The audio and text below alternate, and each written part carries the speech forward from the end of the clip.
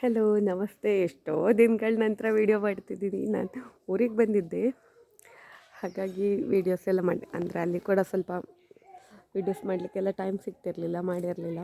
ಇಲ್ಲಿ ನೋಡಿ, ಇವಾಗ ನಾನು ನನ್ನ ಗಂಡನ ಮನೆಗೆ ಬಂದಿದ್ದೀನಿ.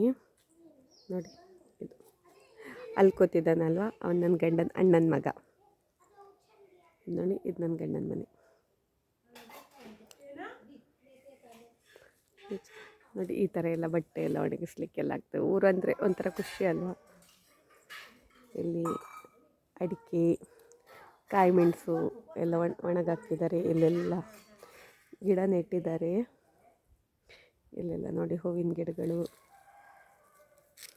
ಕೆಳಗಡೆ ಬಾಳೆ ಗಿಡ ಇದೆ, ತೆಂಗಿನ ಮರಗಳು ಮತ್ತು ಗದ್ದೆ.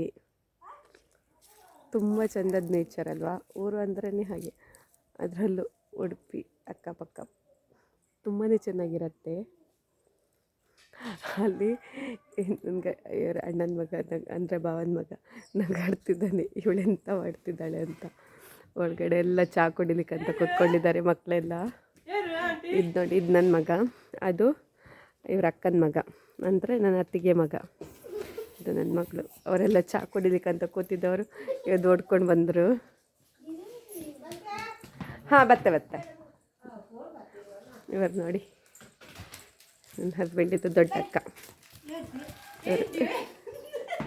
ಅವ್ರಿಗೆ ನಾಚಿಕೆ ಆಯಿತು ವಿಡಿಯೋ ಮಾಡ್ತಿರೋದು ನೋಡಿ, ಎಂತ ಅಂತ ನೋಡಿ. ಆಯಿತು, ಇವತ್ತಿನ ಈ ಮಿನಿ ವ್ಲಾಗ್ನ ಇಲ್ಲಿಗೆ ಮುಗಿಸ್ತೀನಿ. Okay, thank you, bye.